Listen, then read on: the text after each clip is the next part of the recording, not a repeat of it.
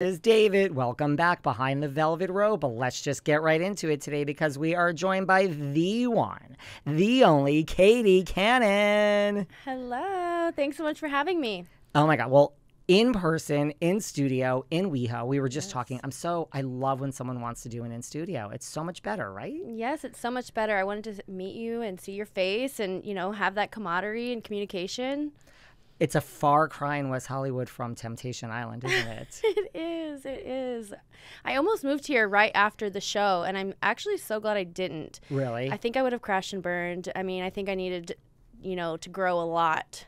And, here we are, 5 years later? And I finally have made the move to LA. I mean, I'm in Santa Monica, Marina Del Rey, definitely beach girl, more so than, the LA life, but that still counts. It definitely does. It's Southern California. It's beautiful. I can't picture you in Texas. Like you're such an LA. I mean, you're way more of an LA person than I am. You're so LA to me. Oh my God. I mean, I know I just met you, but still. I think thank you.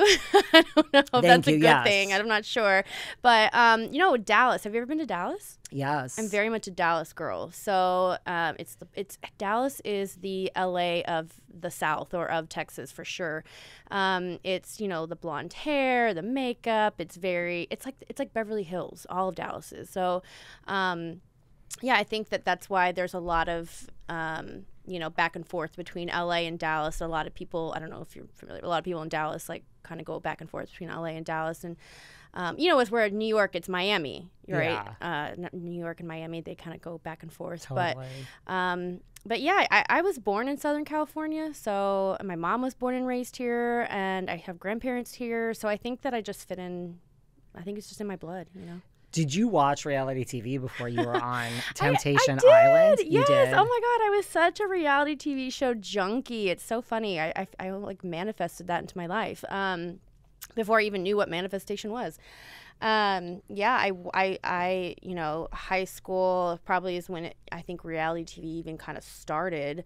And I think it started with The Bachelor and then, moved on to when I was in college, Keeping Up with the Kardashians. And then, I was a Bravo reality TV show junkie. Like, that was like what I watched. Wow. I even had a boyfriend, a very brief, I'm not going to call him a boyfriend. He doesn't deserve that. It was just like this brief guy I was dating when I was in college. Actually, air quote, break up with me because I watched Real Housewives. He didn't like that. He thought that was like indicative of my character, and like he thought that was like, I don't know, he didn't like that. But you know what? Good riddance, because he certainly would not have liked me as now that I've grown up. Like I think you don't know who you are when you're in college. Totally. And now that I've grown up, I'm like, oh no. Definitely not the right guy. Well, he definitely would not like this podcast if he doesn't want to talk about Real Housewives. So good riddance to him. Yeah, for sure. Did you know what to expect then, like when you went on Temptation Island? No. No. Although, I watched reality TV, I obviously had never been on one, and I never knew anybody who had been on one, and it was so like out of left field. I honestly thought, like, okay, the casting producers come in and they really just win you over, and that's their job. Everything's going to be fine. Everything's going to be great. It's a breeze. You can make your own rules. It's not that big of a deal, right? They really play up the, like, it'll just be fun. You're in control. It's not going to be, like, that big of a deal, and that's very much what I thought. Like, I thought, like, oh, this will be fun, and I got this. Like, hello, you're in real life temptation every day, meaning you're around the opposite sex all day, every day. Like, you're around attractive people all day, every day. It's like, of course I'm not going to be tempted. Hello. Like, it's easy. You're in a loving, committed relationship. And so I had no idea what I was in for. I had no idea, like, producers and that whole mind game and that whole twisted shit show that is reality TV. It's a whole thing, right? Yes. I have more questions on that in a minute. Okay. But before we get there, especially, just about Twisted and producers and all of that, I have a lot to say. But before we get there, a lot of people's guilty pleasures is Real Housewives, as you said. Like, did you watch Beverly Hills Housewives growing up? I did, yeah. How's that for a segue? You're like, gee, I wonder where this conversation is great. going. I did watch it, yeah. But I do have more about producers and Temptation Island and all of that stuff too. And like, what you do with your life and all of that stuff now. Oh yeah, that's the good stuff. But, so you watch Beverly Hills Housewives. So, when you were on Temptation Island, you said, you were there with your boyfriend at the time. He was an alpha guy. That was your thing. You came out and you said you liked alpha guys. He wasn't, but okay, you said so that you was did. that was your whole thing. Well, that was like because he seemed like an alpha guy to me. The producers like platform that they created for me, right? So it's like, okay, you say like, all right, what's your type? What's your what's your issue in your relationship, and then so whatever that is, that's the platform for that is the what like the storyline I guess is for the rest of the remainder of the show. And so they really ran with that word like alpha and like masculinity, although I think at that time in my life I just wasn't able to articulate what I meant, and I didn't even know like what I was talking about. It was really hard for me to verbalize what I meant, and I think it really came across wrong.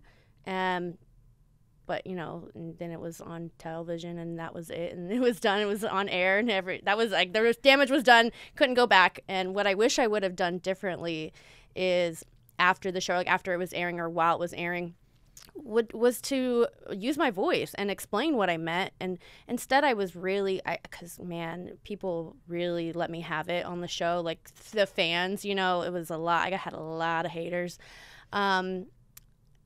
At least that's definitely what it seemed like to me. And so I think I hid, I reclused. I didn't handle it well. I mean, I have such a big open heart that I just like, it hurt me a lot to have people really like have strong opinions about me. And that was definitely not something I was predicting or expecting or like prepared for. And so, yeah, I didn't use my voice, and I just hid from that. Like you just kind of like what you wish yeah, like you I didn't say back like at people. I wish I would have. Yourself. I wish I would have just like come out and said like what I actually meant and explain myself more. And instead, I just kind of let it ride and let people think what they wanted to think. And that's going to segue maybe into something else we're going to talk about later. But yes, I see what you're saying. I always feel so mixed on this because I always feel like whatever you said, people would just find something wrong with it. You know what I mean? Like you could look at Vanderpump. Totally. You could go down every show and just say, if you explain from the bottom of your heart, I guess you would feel better, right? But then there's people who are always going to twist things around. People are going to hear what they want to hear. It's like you can watch the same speech, for example, and one person can be like, oh, that was a great speech, and another person's like, oh, that was an awful speech. It's like, we watched the same thing. It's perspective. So I guess that, right. But it was, right. The narrative was, I guess, that you